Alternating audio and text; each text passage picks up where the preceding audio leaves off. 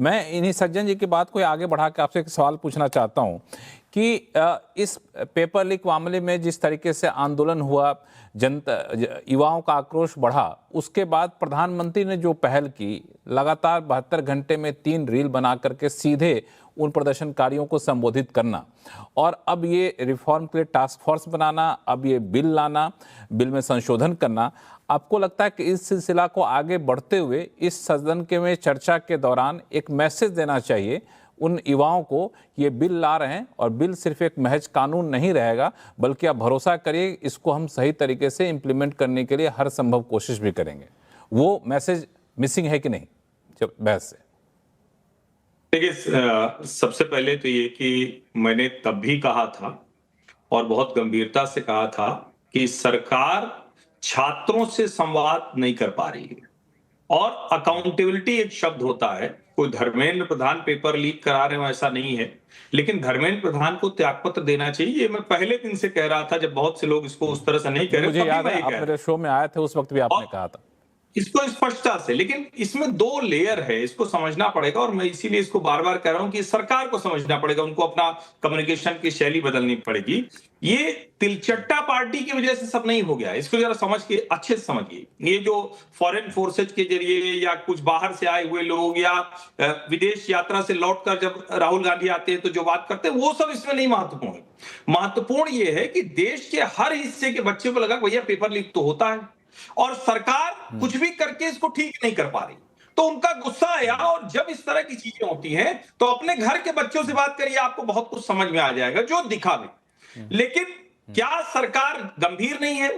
तो सरकार गंभीर है, लेकिन सरकार को लगा जो शैली होती है, जैसे जो राजनाथ जी ने कह दिया था कि इस्तीफे नहीं होते, तो वो तय था कि पार्लियामेंट सेशन के बाद होता और धर्मेंद्र प्रधान हटा दिए जाते। तुरंत जो मैसेजिंग होती है उसमें सरकार मिसिंग थी। अब मूल बात पर आते हैं, क्योंकि आप गंभीरता से बात कर रहे हैं तो जरा मैं इसकी बात करूं। मुझे तो लगा कि इसकी चर्चा होगी, लेकिन आशुतोष जी ने कहा कि मुझे नहीं पता है कि राधाकृष्णन कमेटी ने जो सुझाव दिए वो कितने लागू किए गए। मुझे बड़ा आश्चर्य भी हुआ। आशुतोष जी पूर्व में वरिष्ठ संपादक रहे, मुझे तो लगा कि वो पूरी लिस्ट लेकर आए हुए होंगे। इससे क्या है, लोगों के मन में भ्रम फैलता है। और ये मान लीजिए, अब आशुतोष जी ने बोला कि पता नहीं कितनी हुई होगी, तो मैं बता देता हूं, गिन के बता देता हूं। 101 सिफारिशें दी थी, 101। 101 सिफारिश में से 57 सिफारिशों को लागू कर दिया गया। और ये राधाकृष्णन जी, ये भी इसरो के चीफ रहे थे, बहुत विद्वान व्यक्ति हैं। इन्होंने जो सिफारिशें दी थी, पूरी तरह से 57 सिफारिशें लागू हो गई। जो पार्शियली लागू हुई है वो भी लगभग 10 के आसपास है, कई नहीं लागू हुई। कुछ ऐसी थी जिसको लागू करते वक्त कहा गया कि ये उतनी वायबल नहीं है। और पहले तो लोगों को समझना चाहिए कि राधाकृष्णन कमेटी और इस कमेटी में अंतर क्या है। राधाकृष्णन कमेटी की जो सिफारिशें है वो बहुत शानदार है, उसको सरकार लागू कर रही गंभीरता से। ये जो कमेटी बनी है, जितने इसके एस्पेक्ट होते हैं परीक्षा कराने के, उन सब के एक्सपर्ट को रखा गया, जिससे कि आप नए तरह से इसको और सोच पाए कि आखिर इतना हमने किया फिर भी क्यों हो रहा।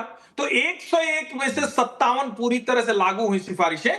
मैं फिर कह रहा हूं, उसको देखना चाहिए। उसमें कई हैं जो शॉर्ट टर्म में करनी थी, कई हैं जो लॉन्ग टर्म में इंप्लीमेंट करनी थी, लेकिन वो सरकार करती हुई दिखी। और मैं तो कह रहा हूं ना कि भाई, इसके बावजूद अगर नहीं हो रहा है तो सरकार ने फिर से कमेटी बनाई हो, उसमें वो विद्वान लोग हैं। और मैं तो एक टीवी पर चैनल पर मैंने सुना, कांग्रेस के एक प्रवक्ता मित्र थे, उन्होंने कहा कि बताइए, सरकार के पास लोग ही नहीं, वही कांग्रेसियों की शरण में जाना पड़ता है। संजीव भाई को खुश होना चाहिए कि कांग्रेसियों के शरण में गए। नंदन नीलेकणी जी कांग्रेस के चुनाव लड़े थे, बेंगलुरु साउथ से अनंत कुमार खिलाफ हारे थे। मेरा मानना है कि जब आप कुछ अच्छा करना चाहते हैं तो वो कांग्रेसी भाजपाई से आगे जाना चाहिए।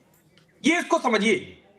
देश में जब आप कोई भी अच्छा काम करना चाह रहे, रिफॉर्म जो है ना, वो ब्लॉक्ड माइंडसेट से नहीं होता है। और नरेंद्र मोदी कम से कम ये बार बार उन्होंने दिखाया है कि अगर उनको लगता है कहीं तो उसको करेक्ट करते हैं। वो अपने आप को करेक्ट करने में कोई कोताही नहीं बरतते। हाँ, इस बार निर्णय लेने में जो देरी हुई उसका दुष्परिणाम सरकार को भुगतना पड़ा। मैं उम्मीद करता हूं कि अगर सरकार को ये समझ में आया होगा तो उनके लिए निर्णय लेने में आगे आसानी होगी। दरअसल हम जानना चाह रहे थे आशुतोष जी के पास आपके कमेंट पे रिएक्शन लेने के, लेकिन संजीव जी कुछ इशारा कर रहे हैं। संजीव जी अपनी बात रखें, मैं ये कह रहा था कि पास आता हूं। हाँ, बिल्कुल बिल्कुल बिल्कुल। हर्षवर्धन जी ने भी आपके शो में वक्तव्य दिया। पहली बात कि देश के करोड़ों छात्रों से इनको माफी मांगनी चाहिए। इन्होंने कहा कि फॉरेन फंडिंग हो रही थी, आपको चित्र ख्याल होगा कि विदेश मंत्रालय के प्रवक्ता ने मिस्टर जायसवाल ने बयान दिया कि हमें इन्होंने कहा कि इस तरह की बातें हो रही आप बोल थी, लीजिए इन्होंने पहले, कहा कि ऐसी बातें हो रही थी, सुन लीजिए, इन्होंने ये आरोप सुन लीजिए। आपने सुना ही नहीं मैंने क्या कहा। हाँ, नहीं तो इसको बोलना भी नहीं सर, आप मैंने खुद सुना है, आप फिर से सुन लीजिएगा। आपने कहा तो घनश्याम जायसवाल जी का बयान पढ़ लीजिएगा। ये आप लोग पहले दिन से कह रहे हैं, आप जैसे लोग, बड़ा इज्जत करता हूं, लेकिन आप एंटी नेशनलिस्ट बोलेंगे, उनको भेड़िया बोला जाएगा, कौन लोग उनके पक्ष में खड़े होंगे। और जितनी गंभीरता की बात आप कर रहे हैं, गंभीरता की बात कर रहे हैं कि संजीव भाई को खुश होना चाहिए, नंदन कुलकर्णी, अरे इस शो में तो जो हमारे गुप्ता जी बैठे हैं, ये भी कांग्रेस में हुआ करते थे। इनकी विचारधारा नॉर्थ पोल से साउथ पोल कैसे चली गई, आपके सामने इनसे पूछ लीजिएगा, यहाँ नहीं बोल पाएंगे। अभी 50 साल का इतिहास गिनाएंगे। तो मैं ये कह रहा हूँ कि इतनी गंभीर, इनके पास कुछ अरे मुद्दा चालू होता रहो है, ना, यही हाल है। चालू रहो, यही अरे राष्ट्रीय चलो पार्टी है। चालू रहना। हाँ सुनो अरे मुद्दे सुनो पे यार, आइए ना। अभी सुनो, आप क्यों, आपको अभी अभी 65 अभी साल रहे, गलती, क्या किया आपने? हाँ मुद्दे, अरे अरे अरे जानता हूँ, सुनो लॉ यार, बनाया गुप्ता आपने? जी, तो मैं कोई ये, लॉ बनाया आपने? हाँ सुनो एक भी लॉ बनाया? सुनो यार, सुनो, किसी को सुन लो, सजा ला भी दिया? देख रहा, देश देश किसी देश मंत्री ला को सजा देख दिया रहा है, आपने? कभी उस जिम्मेदारी संजीव ली मुखिया आपने? को देख रहा है, बेबी राम को देख 150 रहा है, पेपर लीक की विपुल जिम्मेदारी ली गुप्ता को आपने? देख रहा है, 152 150 पेपर लीक लीक की देख रहा है। मैं जिम्मेदारी ध्यान ली लूंगा, आपने? कपिल गुप्ता जी सिब्बल भी भी थे शांत रहो, उसमें। अभी बता रहा हूँ। कपिल सिब्बल भी शुरू हो थे गए, मंत्री, रेजिग्नेशन लिया हाँ, आपने? नहीं लिया। क्यों चले नैतिकता गए, की बात कर रहे हैं, क्यों जरा चले क्या गए, करिए। नैतिकता बताओ ना। आप ही बोलते साउथ पोल बोलते से बीच नॉर्थ में पोल छेड़ जब मार देते हैं, गए, तो अब बोलेंगे रोहन जी, अब क्यों चुप चले कैसे जाते रहेंगे? थे? जब आप बोले, वही प्रवक्ता तो है, उनको रोहन जी, अपने पार्टी का रोहन जी, पक्ष क्या रखना ऐसे रोहन जी, लोगों को पड़ेगा। बुलाते एक मिनट आशुतोष जी को बीच में ले आते हैं, ताकि आप दोनों लोग थोड़ा शांत हो जाइए। आशुतोष सर, मेरा सवाल आपसे ये है कि इस बिल के जरिए, इस लक्ष्मण बिल भाई, पे मेरी जिस तरह बात की तो बहस हुई, इस गलत बिल के एट्रीब्यूट किया प्रावधानों के उन्होंने। जरिए कि आप, हाँ, मैं आता हूँ आपके पास, हर्षवर्धन जी आता हूँ आपके पास में, कि आशुतोष जी, इस बिल के जरिए, इस बिल को सख्त करने के वाले प्रावधानों को ला करके क्या युवाओं का भरोसा सरकार बना पाए कि आप चिंता मत करिए, अब पेपर लीक नहीं होगा, और होगा तो बड़ा ही सख्त सजा भुगतनी पड़ेगी उसको, ये भरोसा जतेगा?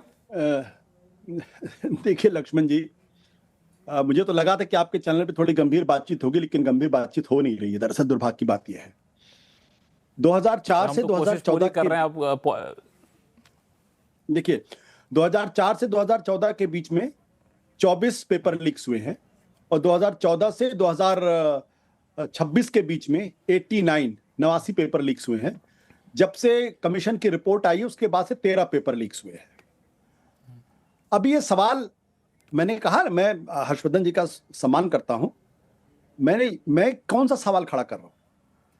मैं सवाल ये खड़ा कर रहा हूं, भाई कमेटी की रिपोर्ट है, उस कमेटी की रिपोर्ट को गंभीरता के साथ सरकार, हर्षवर्धन जी का दावा एक इंप्लीमेंट भी करी, ठीक है, 57 इंप्लीमेंट कर रही, वो कानून आ गया। फिर 13 पेपर लीक क्यों हुए? चलिए 13 नहीं, मान लिया इंप्लीमेंट करते करते आपको थोड़ा वक्त लग गया, फिर पेपर लीक पे पर इंप्लीमेंटेशन की वजह से क्यों नहीं पेपर लीक रुक रहा है? असल सवाल इस बात को है, मैं बार बार एक चीज का हामी हूं कि इस देश का दुर्भाग्य है कि यहां कानून बहुत है, इंप्लीमेंटेशन नहीं है ना। कानून बहुत है, इंप्लीमेंटेशन नहीं है। अगर हम इंप्लीमेंटेशन पे अगर फोकस करें, जो हमारी इन्वेस्टिगेटिंग एजेंसीज है उनको ट्रेन करें मेरी कायदे से, उनको बताएं, अगर वहां जवाबदेही अगर तय करें, अगर पुलिस वाला गलती करता है तो उसको टांगा जाए, अगर एनटीए का चेयरमैन गलती करता है तो उसको टांगा जाए। जोशी जी का रिकॉर्ड क्या बहुत अच्छा है क्या? व्यापम किसके अंतर्गत पेपर घोटाला हुआ था, सब जानते हैं। मैं एक ही बात कह रहा हूं, मुझे इससे फर्क नहीं पड़ता कि धर्मेंद्र प्रधान ने इस्तीफा दिया, इस्तीफा नहीं दिया। मैं ये अच्छी तरीके से जानता हूं कि इन छात्रों के मन में गुस्सा था तो प्रधानमंत्री नरेंद्र मोदी की सरकार के प्रति था, इसलिए वो सड़क पर उतरे थे। और अन्ना का मूवमेंट इसलिए हुआ था क्योंकि लोगों का गुस्सा मनमोहन सिंह की सरकार को लेकर था। जब लोगों का गुस्सा सड़क पर उतरता है तभी सरकारें कुछ कदम उठाती, तब लोकपाल बिल और आज ये नए बिल लाने की बात की जा रही। मैं इसको बड़ी गंभीरता के साथ कहता हूं, और ये हमारे इस देश का सबसे बड़ा दुर्भाग्य है। कानून पे कानून, कानून पे कानून, कमेटी पे कमेटी, कमीशन पे कमीशन, तारीख पर तारीख करते जाइए और अपराध बढ़ता जाता है। इसलिए कृपया करके कमीशन कम बनाइए, कानून कम बनाइए, इंप्लीमेंटेशन पे फोकस करिए, एग्जीक्यूशन पे फोकस करिए। कमीशन कम बनाइए, कानून कम बनाइए, उसको लागू करने पर ज्यादा फोकस करिए। हर्षवर्धन जी, एक मिनट आ रहा हूं आपके पास, बहुत देर से इशारा कर रोहन गुप्ता जी। रोहन गुप्ता जी संक्षिप्त में बोल लीजिए, फिर हर्षवर्धन जी के पास जाऊंगा। देखिए लक्ष्मण जी, जो हर्षवर्धन जी ने बात की उसी को मैं आगे बढ़ाते हुए कि जो 27 जो रिकमेंडेशन इंप्लीमेंट में प्रोसेस में है वो कौन से हैं? डिजिटल पेपर सेटिंग, जो डिजी यात्रा है, डिजिटल आइडेंटिफिकेशन, जो पेपर लीक से रिलेटेड मामले हैं, क्योंकि दिस रिक्वायर्स इंफ्रास्ट्रक्चर। ये ऐसा नहीं कि एक दिन में हो जाएगा। जो हुआ है वो भी इंप्लीमेंटेशन में 27 के 27। और जो प्रधानमंत्री ने अपने वीडियो में कहा, प्रधानमंत्री जी ने, कि हम लोग उसको कंप्लीटली कंप्यूटर ट्रांसमिटेड पेपर बनाना चाह रहे हैं। जिस दिन ये इंप्लीमेंट हो गया, ये पेपर लीक का मामला ही खत्म हो जाएगा। अब मुझे लगता है आशुतोष जी एक वरिष्ठ पत्रकार है, जब कोई भी चीज को आप वो असेसमेंट करते हैं तो ऑब्जेक्टिव होना चाहिए। आप देखिए कौन से 27 बाकी है आशुतोष जी, और वो भी 27 के 27 अंडर इंप्लीमेंटेशन स्टेज है विद डेडलाइंस। तो जब तक आपका digital assisted, computer assisted papers नहीं होगा, पेपर लीक का मामला होगा, क्योंकि माफिया का पूरा गैंग है। ये कोई एक पार्टी का, एक सरकार की बात नहीं है, ये सालों से। तो ये कहना, ये सरकार का इंप्लीमेंटेशन का रिकॉर्ड आप आजादी के बाद आशुतोष जी, भले आज आप सरकार के खिलाफ है, आपका काम है पत्रकार के तौर पे, पर इंप्लीमेंटेशन की जब बात आती है, सरकार का ट्रैक रिकॉर्ड दूसरी सरकारों से बेटर ये भी आप कहेंगे, और हम करके दिखाएंगे। और आखिरी चीज लक्ष्मण जी, आशुतोष जी, ये तो थोड़ा सा लॉजिकल लग रहा है। 10 सेकंड, 10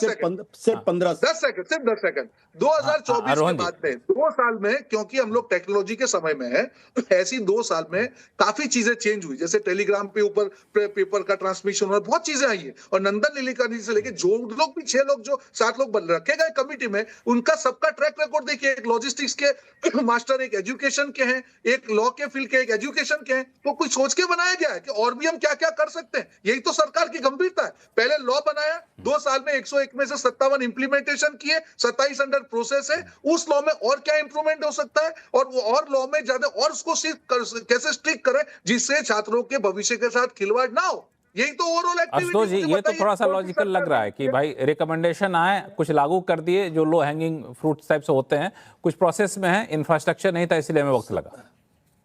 सर जी, एक बात आप मुझे बता दीजिए, कितना वक्त लगेगा इस कमीशन की रिकमेंडेशंस को लागू करने में? 2 साल, 3 साल, 4 साल, 5 साल, 10 साल, कब, कितना?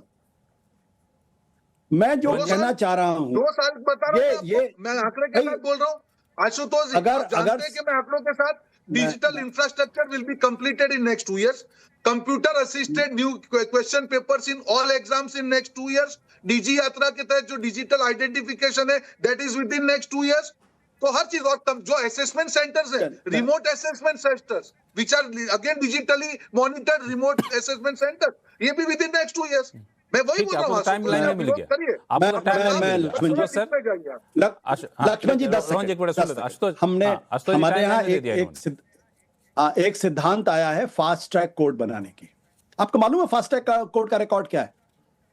नहीं, पहले ये बताइए कि आप संतुष्ट हो गए उनसे, उनके जवाब से संतुष्ट हुए कि नहीं हुए? उन्होंने देखिए, टेलीविजन चैनल पर आके टाइमलाइन देना और सरकार के एग्जीक्यूट करना दो अलग चीज है। मैं आपको एक उदाहरण देता हूं। हमारे देश के मानना ही नहीं है तो लक्ष्मण जी क्या बात करेंगे? रोहन जी प्लीज, रोहन जी प्लीज, रोहन जी को सुन लेते हैं, रोहन जी को सुन लेते हैं, मैं आपको आशुतोष जी को सुन लेते हैं, फिर हर्ष जी के पास मैं आपको एक उदाहरण देता हूं। इस देश के अंदर फास्ट ट्रैक कोर्ट बनाने की परंपरा शुरू हुई।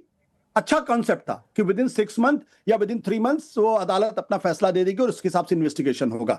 आपको मालूम है 2.5 लाख केसेस पेंडिंग है। ये है हमारे देश के अंदर इंप्लीमेंटेशन का हाथ। तो फास्ट ट्रैक कोर्ट का जो कॉन्सेप्ट है वो बेकार हो गया।